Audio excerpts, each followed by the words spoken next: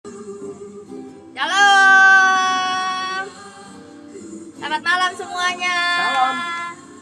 Apa kabar Bapak Ibu Saudara dimanapun berada di seluruh Indonesia maupun yang ada di luar negeri. Saya berdoa senantiasa kiranya Bapak Ibu Saudara senantiasa sehat, berkelimpahan dengan anugerah kemurahan Tuhan serta kasih sayang Tuhan. Puji Tuhan. Kembali lagi bersama dengan saya Vivi Robiharjo dan Pendeta Nono Robiharjo dari Kota Mendoan, Kota Purwokerto. Meluncur doa sehati, program yang senantiasa ada setiap hari Rabu pukul 8 malam. Tempat kita berkumpul, tempat kita bersekutu, wadah kita untuk mencari hadirat Tuhan, wadah untuk kita belajar firman Tuhan. Doa sehati GPIS Purwokerto. Sekali lagi selamat malam semuanya. Maaf kata sekali. Puji Tuhan. Hari ini cuaca di Kota Purwokerto dingin seperti di Bandung. Tiris, dingin. Ya, sehingga cukup membuat terlena untuk cepat-cepat tidur. Tetapi jangan lupa persekutuan dengan Tuhan jangan untuk dilupakan. Setiap hari Rabu doa sehati bersama dengan kami GPS Purwokerto, sama Nono Robiharjo dan juga Vivi Robiharjo yang setia menemani Bapak Ibu Saudara setiap Rabu malam. Haleluya, puji Tuhan. Sambil menunggu rekan-rekan kita, saudara-saudara seiman kita untuk berkumpul di sini. Alangkah baiknya kita mau mengingat hari ini apa yang sudah kita alami bersama dengan Tuhan. Atau malah kita lupa kalau ada Tuhan hari ini. Jangan ya Bapak Ibu. Ingat-ingat selalu dalam setiap langkah kita ada Tuhan beserta kita. Ada pujian setiap langkahku diatur oleh Tuhan. Itu artinya Tuhan selalu bersama dengan kita, menyertai kita, memimpin kita, menuntun kita. Kenapa? Dia adalah gembala kita yang baik. Dia yang menuntun kita ke air yang tenang. Dia membawa kita ke rumput yang hijau supaya kita makan dengan kenyang dengan kebaikan Tuhan. Jadi jangan lupa untuk mengucap syukur hari ini ya. Dan ingat, hari ini kita tidak jalan sendiri. Hari ini kita nggak boleh egois. Kita harus ingat ada Tuhan yang bersama dengan kita. Selamat malam Ibu Yuli Nurhayati dari Kota Purwokerto. Apa kabarnya? Puji Tuhan, sehat-sehat senantiasa. Saatnya kita akan berkumpul Ibu Yuli bersama kita, berdoa bersama dan kita belajar firman Tuhan melalui hamba-Nya. Haleluya, puji Tuhan.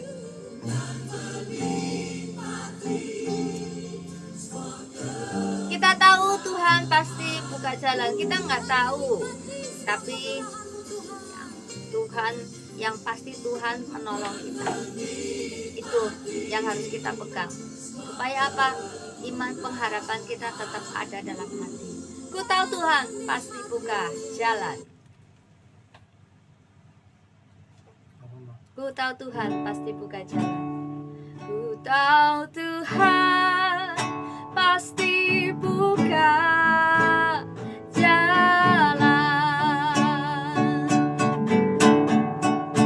Ku tahu Tuhan pasti buka jalan.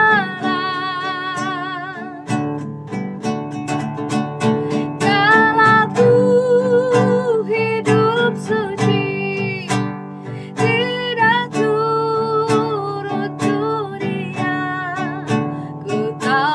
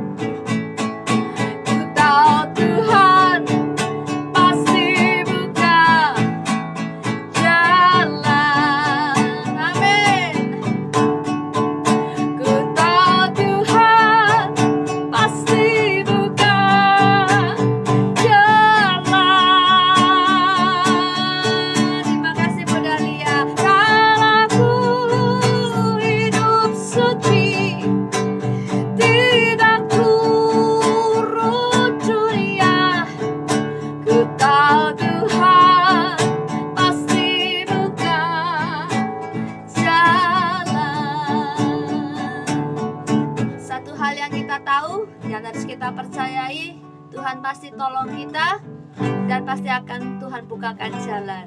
Mari kita terus percaya kepada Tuhan. Ku percaya Kau Tuhan yang tak pernah gagal, menjadikanku lebih dari pemenang. Ku percaya Kau Tuhan yang tak pernah lalai, menepati janji-janji. Ku percaya Kau Tuhan yang tak pernah gagal, menjadikanku lebih dari pemenang. Ku percaya Kau Tuhan yang tak pernah lalai, menepati janji-janjimu, menepati janjimu Tuhan, menepati janji-janjimu, menepati janji-janjimu. Oh Tuhan, kami mau terus percaya dan berharap ada kekuatan yang besar yang menopang kami. Tuhan yang tolong, Tuhan yang menopang, Tuhan menyertai. Selalu ada jalan keluar di dalam Yesus yang ajaib. Sumber pertolongan, sumber kekuatan, sumber perlindungan. Kepadamu kami berseru Tuhan. Oh haleluya. Kami berserah Tuhan. Haleluya. Engkau hadir malam ini Tuhan. Engkau hadir untuk menjangkau tiap-tiap kami. Kami percaya Tuhan, Engkau melawat kami malam hari ini. Tidak ada yang kebetulan, tidak ada yang sia-sia. Saat 2-3 orang berkumpul dalam nama-Mu, di situ Engkau hadir Tuhan. Kami percaya Engkau melawat kami, Engkau sedang berperkara dengan kami, Engkau sedang mengolah hati kami Tuhan. Terpujilah nama-Mu, ya Roh Kudus. Biarlah Engkau Tuhan menjamah kami malam hari ini. Kami percaya Tuhan, Engkau sungguh nyata, Engkau sungguh nyata dalam hidup ini. Oh Tuhan,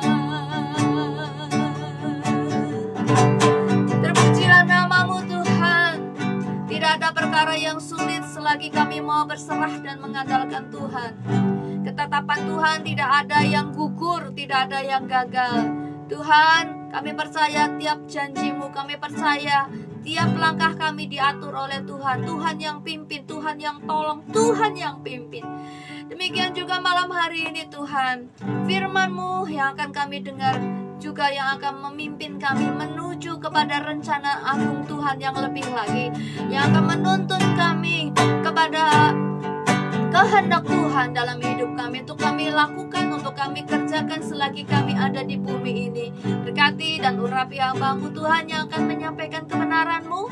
Biarlah Engkau mengisi loh hati kami Tuhan dengan kebenaran-Mu malam hari ini. Biar sukacita Tuhan melimpah atas hidup kami hari ini. Terpujilah nama-Mu, di dalam nama Tuhan Yesus kami sambut berkat firman-Mu. Haleluya.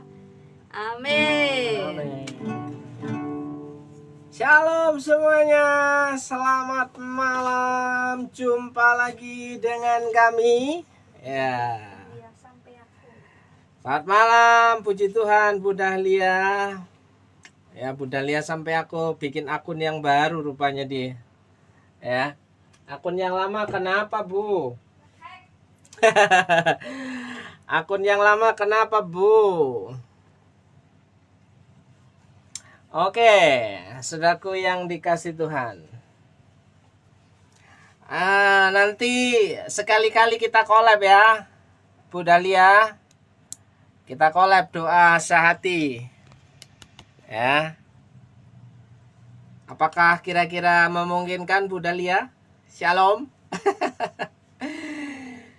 Kalau bisa collab, ya kita nanti agendakan. Ya. Shalom untuk Pak Musi.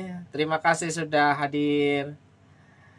Shalom untuk Pak Victor. Shalom untuk Bu Yuli. Ya, shalom semuanya. Baik, malam hari ini saudaraku saya ingin mengajak saudara merenungkan kembali kehidupan kekristenan kita, ya, kehidupan rohani kita. Apakah kita ini benar-benar sungguh, ya, orang-orang yang tergolong mengasihi Tuhan, atau hanya sekedar rutinitas sebagai orang Kristen yang ibadah hanya sekedar ibadah tanpa punya makna dan tujuan. Seringkali ibadah itu menjadi ganjalan, seringkali ibadah itu menjadi batu sandungan, seringkali ibadah itu menjadi sesuatu yang memberatkan, membuat orang kecewa, ya. Kenapa itu bisa terjadi? Karena salah motivasi dalam beribadah, saudaraku. Kenapa banyak orang itu bisa tersinggung di tempat ibadah? Kenapa orang itu bisa marah di tempat ibadah? Kenapa orang itu bisa terganggu di tempat ibadah? Karena motivasi datang beribadah itu salah, ya. Harusnya ketika kita beribadah itu dengan satu tujuan, Kristus yang menjadi pusat kehidupan kita, Kristuslah yang menjadi pusat tujuan kita, Kristuslah yang menjadi pusat orientasi kita. Mengapa saya harus beribadah? Nah, saudaraku yang dikasih Tuhan, apa sih sebenarnya manfaat beribadah? Ya, apa sesungguhnya manfaat beribadah? Seringkali banyak orang berkata bahwa aku nggak dapat apa-apa nih kalau beribadah nih. Nah, di mana yang salah? Ibadahnya apa orangnya yang datang dengan motivasi yang salah, sehingga ketika datang ibadah aku tidak mendapatkan apa-apa. Atau dengan kata lain, aku tidak menerima apa-apa. Nah, saudaraku yang dikasih Tuhan, saya ingin mengajak saudara merenungkan kembali tentang tujuan esensi ibadah kita, ya kan? Apakah ibadah datang ke tempat ibadah di gereja itu punya motivasi saya datang untuk diberkati? Bukankah kita orang-orang yang diberkati? Ya, makanya kita datang beribadah. Bukan ketika beribadah kita untuk cari berkat. Oke, ya. Kristus menjadi pusat penyembahan kita, ya kan? Kristus menjadi pusat penyembahan kita. Orientasinya hanya berpusat kepada Kristus. Jadi, bagaimana dengan kehidupan kita hari-hari ini? Apakah hidup kita itu mencerminkan bahwa Kristus itu menjadi pusat dalam kehidupan kita, atau Kristus itu sebagai pelengkap? Ya, kalau sebagai pelengkap berarti hanya untuk tambal butuh. Kalau kita perlu datang kepada Tuhan beribadah, kalau kita nggak perlu ya kita nggak usah beribadah. Lebih baik kita, ya, menikmati hidup, ya kan, jalan-jalan, ya, acara-acara keluarga, katanya lebih memberkati, ya kan? Apakah benar demikian, saudaraku yang dikasih Tuhan, ya? Apakah benar demikian bahwa ketika kita datang beribadah orientasinya kita cari berkat, atau bahwa Kristuslah yang menjadi pusat penyembahan kita? Terima kasih judul temanya. Nanti akan saya pakai untuk judul tema, ya kan? Nah, saudaraku yang dikasih Tuhan, saya ingin mengajak saudara, apa sih manfaat beribadah? Apa sih gunanya beribadah? Apakah ibadah itu hanya untuk kepentingan surga saja? Atau ibadah itu juga untuk kepentingan saat ini, saudaraku yang dikasih Tuhan. Nah, yang menjadi persoalan, apakah kita sudah paham, memahami tujuan hidup kita ketika kita beribadah? Sesungguhnya saudaraku yang dikasih Tuhan, ketika memakai tema dari Budalia ini adalah Kristus menjadi pusat penyembahan kita, bahwa seluruh kehidupan kita itu harusnya ibadah, ya, bukan mengkambing hitamkan. Saya di luar sana juga ibadah, bukan begitu maksudnya. Tapi mana yang harus menjadi ciri khas kita sebagai orang Kristen? Nah, saudaraku yang dikasih Tuhan, beberapa hari tadi pagi atau kemarin saya mendengar sebuah khotbah bahwa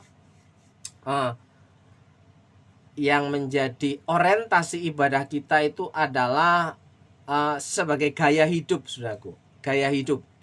Jadi ketika kita ibadah di gereja, ya, ibadah di gereja mau di mana lagi, saudaraku yang dikasih Tuhan, ya. Beribadah di gereja, di rumah Tuhan itu sebagai gaya hidup yang menyenangkan, ya. Karena Kristus menjadi pusat penyembahan kita, makanya ibadah kita itu mengejar hadirnya Tuhan, mengejar perkenanan Tuhan, ya. Mengejar apa yang Tuhan mau, saudaraku yang dikasih Tuhan, bukan mengejar apa yang kita mau. Kalau kita datang beribadah hanya untuk motivasinya mencari berkat, mendapatkan sesuatu, ya, itu artinya adalah bahwa kita sedang mengejar apa yang kita inginkan, bukan mengejar apa yang Tuhan inginkan. Makanya ketika kita berkata Kristus menjadi pusat penyembahan kita, maka apa yang harus kita kerjakan, saudaraku yang dikasih Tuhan? Oke, saya ingin mengajak saudara membaca 1 Timotius pasal yang keempat, ayat yang ke-7, saudaraku. 1 Timotius pasal yang keempat, ayat yang ke-7. Tetapi jauhilah tahayul, ya. Tahayul itu dongeng, tahayul itu legenda, tahayul itu mitos. Jadi banyak orang Kristen menciptakan mitos-mitos yang dipercayai di luar kebenaran firman Tuhan, yang dianggap sebagai hal yang benar, ya. Lebih penting, ya, lebih penting di luar sana daripada kita datang beribadah. Padahal waktu kita beribadah, ya, ya 99% ya seminggu sekali toh datang beribadah ke gereja itu, ya, minimal seminggu sekali. Minimal seminggu sekali aja masih bolong-bolong, saudaraku. Ya, bagaimana kalau tiap-tiap hari, ya, seperti yang terjadi pada waktu Kristen mula-mula, mereka tiap-tiap hari berkumpul di tempat ibadah, di rumah ibadah, di sinagog. Untuk apa? Mempelajari kitab-kitab suci, mempelajari kitab-kitab suci dan berdoa di sana, ya, menyembah Tuhan, mencari hadirnya Tuhan, mengejar keserupaan dengan Kristus, saudaraku. Ya, semakin hari tujuan hidup kita harus semakin menyerupai, bukan semakin hari meninggalkan Tuhan. Ya, ada banyak orang pada mula-mulanya, pada awal-awalnya itu sungguh menggebu-gebu cinta Tuhan, melayani, ya, rajin datang ibadah. Lama-lama ketika hatinya mulai terganggu, perasaannya mulai terganggu, ya, maka yang terjadi mulai malas-malasan ibadah, meninggalkan ibadah. Lebih penting acara di luar sana daripada ibadah di gereja, saudaraku. Apakah kita benar mengasihi Tuhan? Ya, apakah kita benar mengasihi Tuhan, atau mengharapkan kita itu diistimewakan, mengharapkan kita itu diprioritaskan, mengharapkan kita itu mendapat perhatian khusus dari orang-orang yang ada di gereja? Padahal kita itu mendapat perhatian khusus yang spesial daripada Tuhan. Bukankah firman Tuhan berkata bahwa engkau sungguh sangat berharga di mataku, karena engkau berharga di mataku, katanya Tuhan. Jadi tidak usah mencari sesuatu yang membuat hidup kita, oh, pengennya aku dihargai, tapi kita itu sudah orang yang berharga di hadapan Tuhan, ya, istimewa, ya, spesial di hadapan Tuhan. Oleh sebab itu saudaraku, kalau kita menjadi orang yang istimewa, harusnya hidup kita itu berdampak kepada orang-orang di sini, juga menyadari bahwa mereka juga berharga di hadapan Tuhan. Oke, Kristus menjadi pusat penyembahan kita. Ya, bukan mendengar tentang takhayul ya. Takhayul ya. Di sini dikatakan 1 Timotius pasal yang keempat ayat yang ke-7, tetapi jauhilah tahayul dan dongeng nenek-nenek tua.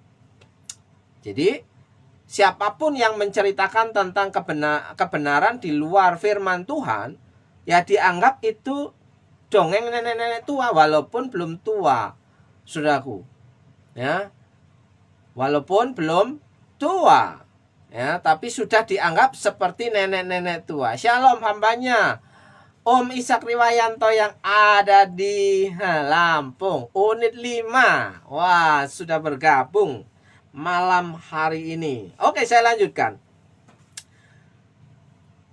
Bagian selanjutnya adalah latihlah dirimu beribadah. Latihlah dirimu beribadah. Nah, saudaraku yang dikasih Tuhan, kenapa sih ibadah itu harus dilatih? Ya kan? Apakah ibadah itu secara otomatis bisa terjadi dalam kehidupan kita? Kalau secara otomatis, harusnya ibadah kita itu tidak bolong-bolong. Ya, kadang datang, kadang tidak. Ya. Kalau otomatis menjadi orang Kristen, percaya kepada Tuhan Yesus, otomatis rajin ibadah. Enggak, ya kan? Enggak. Ya, saya katakan enggak bisa otomatis. Karena menurut ayat ini Paulus memberikan perintah, ya, himbauan, ya, latihlah dirimu beribadah, saudaraku. Nah, saudaraku yang dikasih Tuhan, kata yang terdapat di sini adalah kita fokus dengan kata beribadah. Jadi beribadah dalam hal ini adalah beribadah yang seperti apa, sehingga perlu dilatih, saudaraku yang dikasih Tuhan. Saya mau lihat di terjemahan yang lainnya. Di sini di firman Allah yang hidup dikatakan, pergunakanlah waktu dan tenagamu untuk melatih diri supaya engkau tetap sehat secara rohani. Ya, mengejar keserupaan dengan Kristus, ya kan? Kata beribadah di situ, mengejar keserupaan dengan Kristus, ya, godliness. Ya, artinya berjalan untuk mengejar perkenanan Tuhan. Kalau mengejar perkenanan Tuhan itu kan perlu sungguh-sungguh, saudaraku. Ya, namanya mengejar. Ya. Makanya di sini perlu latihan, latihlah dirimu beribadah, ya. Pergunakanlah waktu dan tenagamu untuk melatih diri, ya. Jangan terlalu manja lah. Capek dikit, oh saya nggak datang ibadah. Sakit dikit, oh saya nggak datang ibadah. Yang sakit apanya? Ya, yang dipakai alasan untuk tidak datang ibadah. Misalnya sakit sakit apa? Sakit demam, masih bisa ibadah. Sakit pilek, flu, masih bisa ibadah. Ya. Yang tidak bisa ibadah itu kalau tidak bisa berjalan baru dikatakan tidak bisa ibadah. Ya. Sorry, mencret. Ya, mencretnya itu berapa jam sekali? Ya, kalau 5 menit mencret, 5 menit mencret, ya bolehlah. Itu jadi alasan untuk tidak datang ibadah. Tapi kalau hanya selendep-selendep, mules, ya kan, perutnya terasa nggak enak, masih bisa ibadah. Wong di tempat ibadah juga ada toilet, ya kan? Sesuatu yang rasional, bahwa faktanya di tempat ibadah juga ada kamar mandi, ada toilet. Apa susahnya? Oh, nanti nggak enak dilihat orang, nanti batuk-batuk misalnya. Ya kalau batuk duduk paling belakang, bawa sapu tangan. Apakah batuknya itu terlalu sering sehingga mengganggu ibadah? Oh ya enggak juga. Ya, ada kerinduan untuk datang beribadah, itu patut dihargai, saudaraku. daripada terlalu manja, sakit sedikit tidak datang ibadah. Maka dipergunakanlah waktu dan tenagamu untuk melatih diri supaya engkau tetap sehat secara rohani. Jadi latihan beribadah, rajin dalam datang ke tempat ibadah itu melatih supaya tetap sehat rohani. Bagaimana rohani kita mau sehat kalau kita jarang-jarang datang ke tempat ibadah? Saya mau live streaming saja.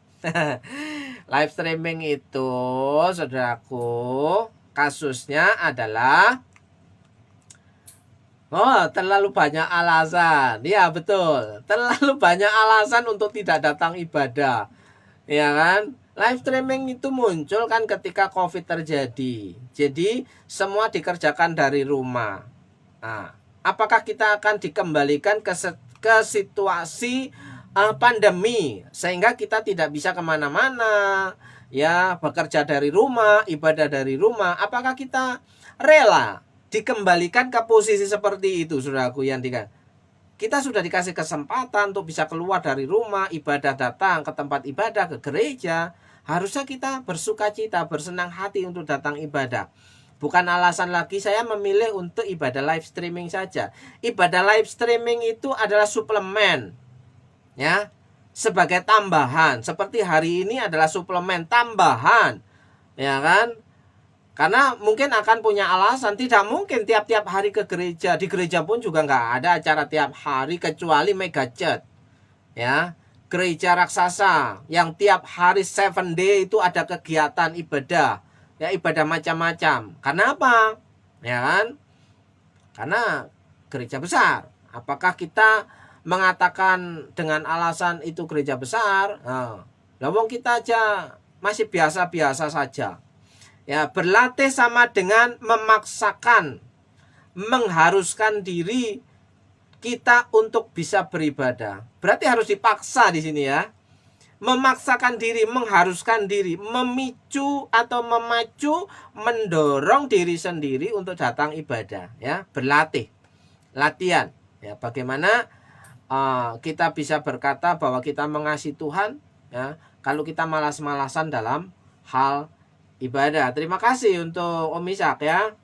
Oke, saudaraku yang dikasih Tuhan, hendaklah kau latih dirimu untuk kehidupan beribadah. Jadi kehidupan beribadah itu perlu dilatih supaya apa? Semakin mengenal kehendak Tuhan, bukan saya dapat apa ya ketika ibadah? Saya dapat, ya jelas dapat firman Tuhan. Firman Tuhan itu yang dibawa pulang. Bukan dapat sesuatu, ya ada kalanya ada door prize, ada makan, ya ada minum, ya ada hadiah, ada gift, ya. Tapi itu kan bukan tujuan kita datang ibadah. Kalau kita datang ibadah hanya untuk acara gift, itu acara 17 Agustus, saudaraku yang dikasih Tuhan, yang ada door prize-nya, ya kan. Nah, selamat datang Naomi Lasaro Samosir, ya, yang ada di Lampung mulai keluar nih, ya. Oke, saudaraku yang dikasih Tuhan, lebih baik terus melatih diri secara rohani supaya semakin berkenan kepada Allah. Supaya semakin berkenan kepada Allah, semakin tahu kehendak Allah dengan belajar memahami kebenaran firman Tuhan yang disampaikan oleh hambanya di tempat ibadah, ya kan. Jangan terlalu percaya dengan pendeta, omongan pendeta itu bukan firman Tuhan. Nah, kalau bukan pendetanya yang khotbah, lah siapa lagi, ya kan. Ada banyak orang berkata jangan terlalu percaya dengan omongan pendeta, karena pendeta itu yang disampaikan bukan firman Tuhan. Loh, kalau bukan firman Tuhan, ya firman Tuhan dibacakan, dibahas, intisarinya disampaikan, aplikasinya apa? Nah, kalau cuma membaca toh, nggak usah pergi ke gereja, ya kan? Kalau cuma dibaca toh, itu yang dikatakan firman Tuhan, ya kan? Masing-masing sudah punya Alkitab, ada HP suci, ya kan? Kemana-mana. Tapi apa? Ternyata ketika di tempat ibadah, bukan HP suci, tapi Facebook suci, TikTok suci, ya Instagram suci. Karena yang dibuka pada waktu jam ibadah di dalam ruang ibadah itu bukan Alkitab, bukan HP suci, ya. Perhatikan baik-baik ya. Ada banyak orang Kristen yang katanya, oh, rajin ibadah, tapi di dalam tempat ibadah mereka nggak ibadah kok. Ya, mereka nonton HP-nya karena menganggap berita yang disampaikan di mimbar bukan firman Tuhan. Itu hanya penjelasan yang disampaikan oleh pendetanya aja. Nah, apakah kekristenan kita seperti itu hari-hari ini? Ya, saudaraku yang dikasih Tuhan. Oke, saya lanjutkan. Ya, supaya secara rohani semakin berkenan kepada Allah, ya. Terus latihlah dirimu untuk hidup dalam kesalehan. Yang datang ibadah itu harusnya semakin hari semakin saleh. Karena firman yang didapat diamalkan. Ya, karena ada terjemahan yang mengatakan amalkanlah ibadat. Saudaraku yang dikasih Tuhan. Oke, saudaraku yang dikasih Tuhan. Jadi malam hari ini ketika kita berkata Kristus menjadi pusat penyembahan, menjadi pusat ibadah kita, maka kehidupan beribadah kita adalah supaya semakin hari kehidupan kita semakin berkenan kepada Tuhan. Bukan semakin hari semakin jahat, semakin menjauh dari Tuhan, semakin menjengkelkan, semakin malas, ya kan? Harusnya semakin rajin, saudaraku yang dikasih Tuhan. Baik, ya, saya lanjutkan. Ayat yang ke-8. Latihan badani terbatas gunanya. Ya, olahraga itu terbatas gunanya. Ya, latihan badani terbatas gunanya. Ada banyak ketika olahraga justru tambah mati, bukan tambah sehat. Ya kan? Ada banyak orang mati di tempat-tempat olahraga, ya kan? Jadi, latihan badani terbatas gunanya, tetapi ibadah itu berguna dalam segala hal. Nah, sekali lagi, ibadah itu berguna dalam segala hal, ya. Terus saya lanjutkan, ya. Karena mengandung janji baik untuk hidup ini maupun untuk hidup yang akan datang. Berarti beribadah itu bukan melulu masalah surga, tapi untuk kehidupan masa kini, ya kan? Karena di sini dikatakan, ya, baik untuk hidup ini maupun untuk hidup yang akan datang. Jadilah kehendakmu di bumi seperti di surga.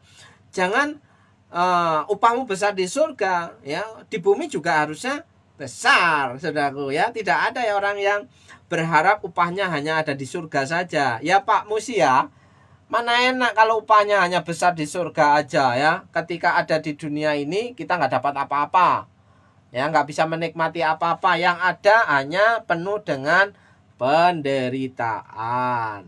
Nah, itu kasus yang berbeda, saudaraku. Wah, HP saya lah kok loncat-loncat ini. Kemana dia? Haleluya, haleluya, haleluya. Sebentar, Bapak Ibu, saudaraku yang dikasih Tuhan. Nah,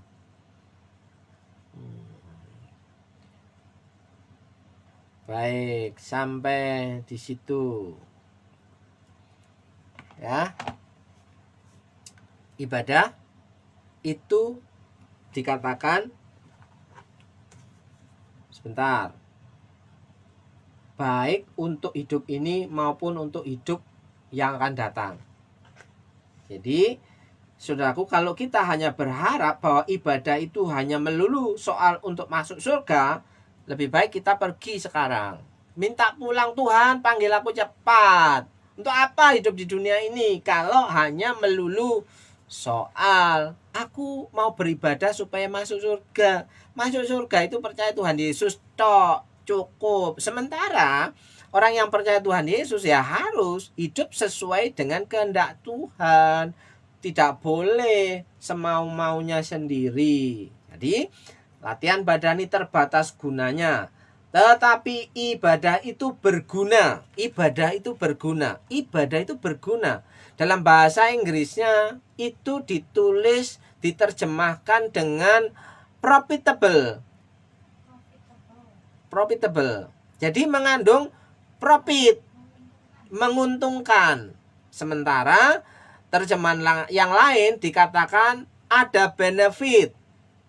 Apa benefit? Ada keuntungan.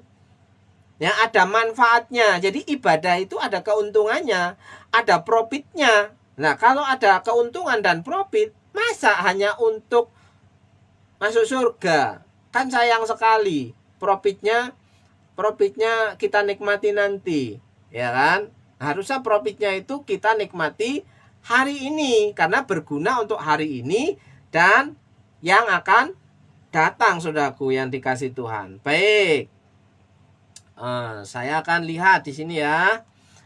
Bagian selanjutnya, ya. Latihan-latihan jasmani itu baik, ya. Terbatas tapi terbatas gunanya.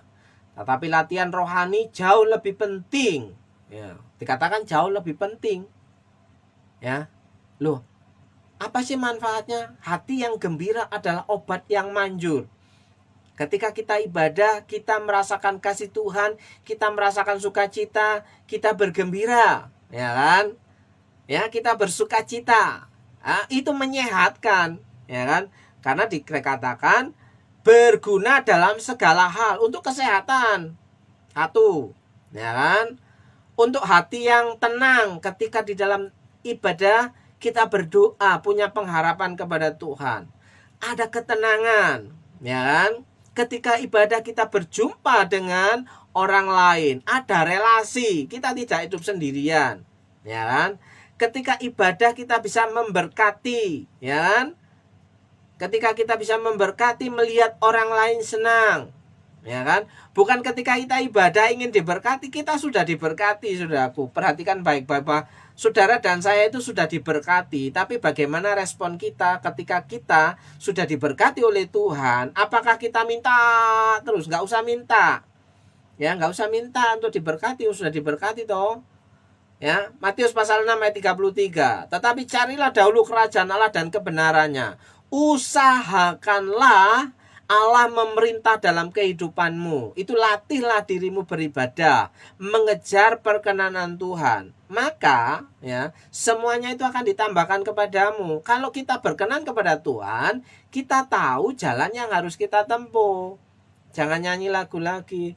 Kemanakah aku yang harus ku tempuh hingga ku begini. Dia lupa, ya. Dia lupa jawabannya bahwa Kristuslah sumber jawaban. Ketika Tuhan Yesus berfirman, kita pahami, kita lakukan. Jangan sekedar paham tapi tidak melakukan, itu bahaya, saudaraku, ya. Baik. Latihan rohani jauh lebih penting dan merupakan daya pendorong dalam segala hal yang kau lakukan. Jadi ketika kita senang beribadah, sukacita dalam beribadah, itu mendorong, ya, untuk melakukan segala sesuatu, ya kan? Harusnya ketika orang rajin ibadah itu semakin kreatif loh. Kenapa? Pendorong dalam segala yang kau lakukan. Itu terjemahan firman Allah yang hidup. Ya, bukan semakin rajin ibadah semakin malas bekerja. Bahaya kan itu. Sementara Alkitab katakan, ya, jika di antaramu ada yang tidak mau bekerja, janganlah ia makan. Loh, jelas toh.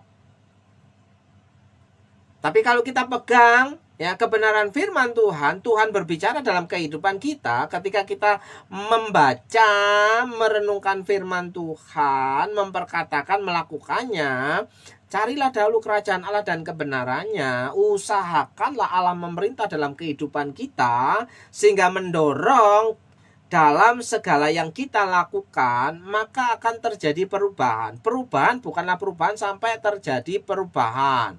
Hai orang-orang yang sudah ikut pria sejati, masih ingat dengan moto ini?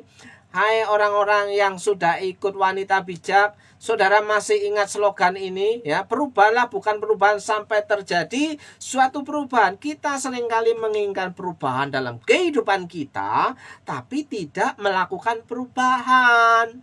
Nah, kita hanya berdoa saja, mukjizat pasti terjadi. Orang yang berdoa itu orang yang melakukan apa yang didoakan, saudaraku. Ya, Doakan apa yang kamu lakukan, lakukan apa yang kamu kerjakan. Ya, maka mukjizat pasti terjadi. Perubahan itu pasti terjadi. Perubahan bukanlah perubahan sampai terjadi suatu perubahan, ya, karena hal itu tidak saja bermanfaat dalam hidupmu sekarang ini, tapi juga dalam hidupmu yang akan datang. Ya, ini bahasa Indonesia masa kini. Latihan jasmani sedikit saja gunanya, hanya sedikit, tapi juga jangan diabaikan, ya, jangan mager terus, ya. Tetapi latihan berguna dalam segala hal. Latihan rohani berguna dalam segala hal sebab mengandung janji. Ya, janjinya apa? Ya, ketika kita mencintai, gemar beribadah, kita mendengar janji Tuhan melalui firman-Nya, ya, ada banyak orang sudah tahu tentang firman Tuhan tapi tidak paham bagaimana melakukannya, saudaraku yang dikasihi Tuhan. Ya. Latihan jasmani memang ada gunanya tetapi terbatas, sedangkan hidup yang sesuai kehendak Allah selalu jauh lebih berguna, jauh lebih menguntungkan, jauh lebih benefit, jauh lebih profitable. Ya kan? Karena orang-orang yang mengandalkan Tuhan itu dikatakan diberkatilah orang-orang yang mengandalkan Tuhan. Orang yang mengandalkan Tuhan itu bukan berdoa toh, tapi juga bekerja. Kan?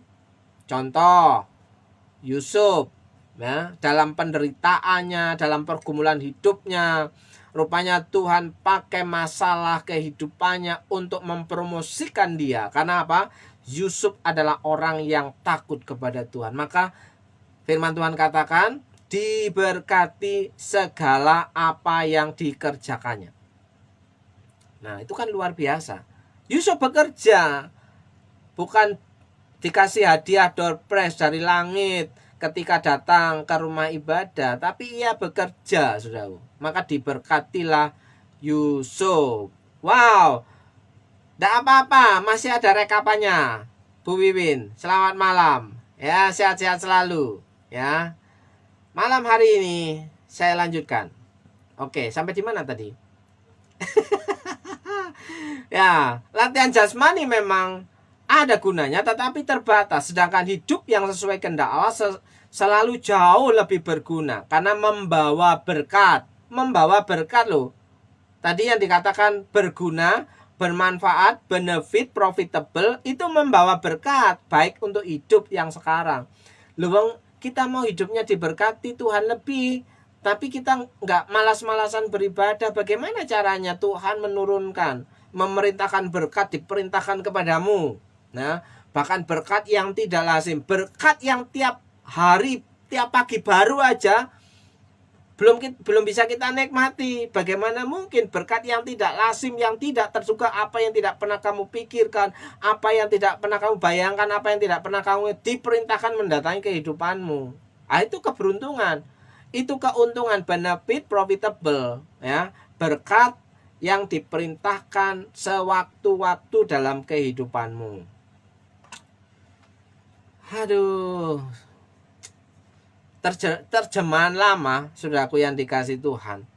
Wah, ini Bu Wiwin ini, ya, terjemahan lama, ya, latihan jasmani itu karena senam bagi tubuh itu sedikit saja gunanya, ya, lebih banyak biayanya ya Bu ya, lebih banyak pengeluarannya ya, daripada manfaatnya untuk kita ya. Ya, kalau salah mohon dimaafkan, karena ketika kita berada di satu komunitas, kita akan mengeluarkan biaya, keuangan kita akan keluar, saudaraku yang dikasih Tuhan. Jadi untuk sehat jelas sehat, asal pola makan bagus, ya. Oke, tetapi ibadat itu berguna di dalam segala sesuatu sebab ada padanya perjanjian hidup yang sekarang ini dan yang akan datang.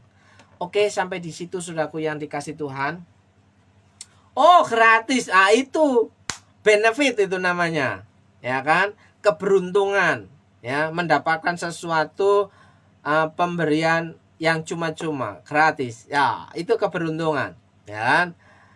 Kalau kita menjadi orang-orang yang beruntung seperti itu, bukankah kita orang-orang yang bisa bersyukur kepada Tuhan, ya? Kenapa harusnya bayar? Kalau bayar itu berapa, Bu? Ya, kalau bayar itu biasanya istri saya itu pada waktu menjadi member untuk senam dalam waktu 1 bulan tuh berapa coy? Hah? 200 di sini, Ibu. Jadi ada berkat kalau 1 bulan nilainya 200 sebagai member untuk bisa olahraga bersama, senam bersama, itu nilainya 200.000 di Purwokerto. Nah, kalau diberikan gratis itu kemurahan Tuhan. Dapat sehat, dapat pahala juga. Ya, karena uang yang terkumpul buat yang membutuhkan. Nah, itu aplikasi ketika kita sadar kita mendapatkan pahala, akhirnya apa? Kita bisa jadi berkat buat orang yang membutuhkan. Lanjutkan top markotop, ya kan? Berarti bukan melulu ketika melakukan sesuatu untukku, tapi kita menjadi berkat, saluran untuk orang-orang yang membutuhkan. Itu lanjutkan Bu Wiwin. Itu bagus, itu hebat. Karena apa? Hari-hari ini orang disibukkan hanya untuk kepentingannya sendiri, untuk kebutuhannya sendiri. Lupa bahwa ketika kita sudah mendapatkan pahala, mendapatkan berkat, harusnya berkat itu dibagikan juga kepada orang lain. Ya, kalau kita nikmati sendiri, bisa-bisa penyakitan. Kebanyakan soalnya sih, ya kan? Ya biasanya kalau orang kebanyakan tuh lupa diri. Ya, masih bersyukur kita diingatkan bisa menjadi saluran berkat. Itu ketika kita memberi, kita merasa bahagia, ya. Lebih berbahagia memberi daripada menerima, berarti kita senang. Tubuh menjadi sehat. Sudah olahraga, sudah sehat jasmani, sudah sehat rohani, sudah dapat membahagiakan, membuat orang lain senang. Wah, itu luar biasa. Itu manfaatnya. Saudaraku yang dikasih Tuhan. Puji Tuhan, saudaraku yang dikasih Tuhan, hari ini Kristus menjadi pusat penyembahan kita dalam peribadatan kita, ya. Ibadah itu adalah seluruh kegiatan yang kita lakukan, seluruh kehidupan yang kita lakukan. Tapi ada prioritas tertentu bahwa ketika kita punya identitas, maka hal yang mendesak itu, yang menjadi identitas itu kita harus lakukan. Ya kan? Pada waktunya beribadah, waktunya jam sholat, ya sholat. Saudaraku yang dikasih Tuhan. Jangan dengan alasan karena ini lebih penting. Berarti kalau kita menganggap jam ibadah itu bisa digeser, berarti di luar sana itu lebih penting daripada Tuhan, daripada ibadah. Seringkali banyak orang menganggap bahwa masih ada waktu. Ingat saudaraku yang dikasih Tuhan, kita tidak tahu berapa lama kita hidup. Apakah besok kita masih hidup? Apakah besok kita masih sehat? Kayak nggak punya iman aja Pak. Sehingga berharap besok nggak sehat. Loh, kan kita nggak tahu besok yang terjadi apa. Ya kan? Makanya kalau kita nggak tahu hari ini, kita harus prepare. Supaya apa? Wis tahu. Sudah pernah. Sudah saya lalui. Saya bersyukur. Ya kan? Kalau Tuhan izinkan hal itu terjadi. Nah, begitu saudaraku yang dikasih Tuhan. Hari ini, saya percaya saudara dapat memahami bahwa beribadah, itu adalah seluruh kehidupan kita untuk perkenanan Tuhan. Bagaimana hidup kita diperkenan oleh Tuhan, saudaraku yang dikasih Tuhan. Puji Tuhan, saudaraku yang dikasih Tuhan. Terima kasih untuk semua yang sudah bergabung semuanya. Terima kasih yang sudah aktif, ya kan? Ya, iya Pak, kalau minta sumbangan kan susah. Jadi kita menghibur wanita-wanita kuat dan hebat. Wah, itu namanya cerdas, ya kan? Cerdas, ya.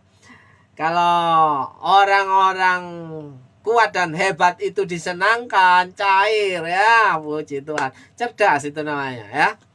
Jadi perlu hikmat untuk melakukan sesuatu, ya. Karena dengan modal sendiri tentu